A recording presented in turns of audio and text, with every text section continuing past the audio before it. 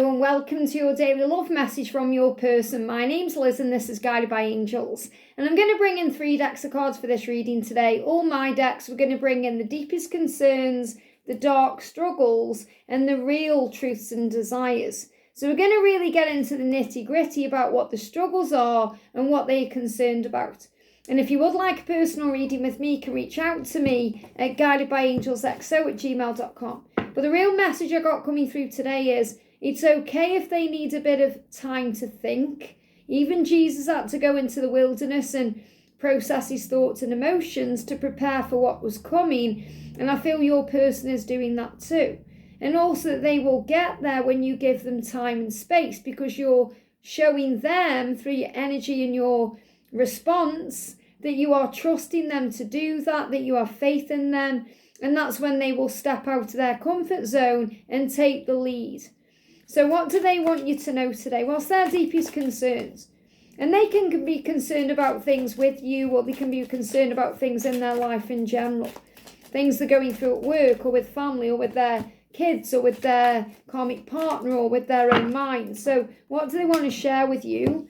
And what are they struggling with? Their concerns and their struggles. What do they want you to know? And what are their real truths and desires? Their real truths and desires. Just one card, so I'm going to start there.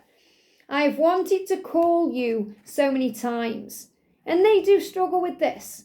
They struggle with this because you pop in their mind and they want to talk to you. And you pop in their mind at the strangest times as well. They could be out shopping and boom, they see someone, they remind them of you and they want to call you up. They think about you. It tugs at their heartstrings. And they think, I want to call you. And then they remember, oh, I haven't got your number, or oh, I've blocked you, or oh no, this happened. And then they go into that pain and it feels like the heart drops out of the body. They feel all that pain. And then they think, right, I really want to message you. And then maybe something crops up at work, or they get busy, or they start writing a message and then they start panicking, thinking, what if that doesn't sound right? Or what if I send that and it doesn't come over properly? Or what if you reject me? Or what if you've changed your number? So they're in constant fear and constant struggle and concern, this back and forth. They really want to tell you how they feel and what's on their mind, but then they go into a lot of guilt if they're already in a relationship. And they think, well, I just need to get out of this first, or have a plan before I actually tell you this. Or I feel they're constantly in this struggle back and forth. But what they are saying to you is, I've wanted to call you or message you so many times, because you're always on the mind. There's so many times when they will have picked up the phone and put it down again, or wrote out a message and deleted it, or rewrote a message. You know, think about in the olden days when you had to write letters instead of using a device. They will have written you a letter, scrunched it up and thrown it on the floor, thinking it isn't right. Or maybe wrote a few lines, scrunched it up and thrown it on the floor. And that's what they do when they're on the phone. So they may even write a message out and then, oh, it doesn't sound right, delete it off. So if you're like watching them constantly, which can drive you mad, so I don't recommend doing that either. But maybe you've got an eye on them, especially on something where you can see if they're online or not. You know, they've changed everything now, so you can see who's online and when. And you're thinking, why are they online? Why? Why are they on WhatsApp? Or why are they on text? Or why are they doing that? Why? Who are they talking to? Your mind can blow things out of proportion and say, they must be talking to someone else because they're online. But lo and behold, they're actually writing a message to you, but then they're deleting that message. And so they're online, but they're not actually doing anything. They're not talking to anyone. They're actually trying to work out how to message you. So again, the message is, try not to overthink things or let your mind get in the way or blow things out of proportion. They also might be drinking too much. Now, not everybody drinks alcohol, but some of them will. And the ones that do, if you're masculine as one of those masculines who's drinking too much, this is the time of year when they've got an excuse. December, Christmas parties, social events, going out with friends, family, just feeling stressed out in general, so I'll have a drink. So they may be drinking too much right now. And when they're drinking, that wall or that guard that they've been putting up can come down because they start feeling things. Their inhibitions are down, their emotions are out, so they want to call you. So they may drunk dial you, or they may dial you and put the phone down because then they freak out. So anything could happen at this time of the year. They're saying, I didn't want to end this. But also it's bye for now because it has to be. So what I'm connecting with this is, if they've said bye for now, or they've walked away, or, whether it's recently or in the past, they didn't want to end it with you. It just had to be that way for now, which means they had to go away and think and process and have that time. They didn't want to say goodbye to you, but they were trying to protect you in some way. And that's what they've really struggled with. So I feel this is more a past energy than something that's happened recently, even though it may be connecting with someone this has happened recently. But the message is, if they've said goodbye to you, it had to be a goodbye in that moment so they could go and deal with what they were dealing with. But it isn't ever a goodbye because it's never over. It's always kind of I'll see you soon. We'll see each other again. I'll be back. There is no finality to a goodbye or a bye, and they know that just like you do. I didn't want to end this because it's not over, it can't end. I didn't want it to happen that way, I just didn't know any other way. I didn't know any other way so I could work through my problems. Because a lot of the time they will block you out or push you away so they can actually go away and work through the problems.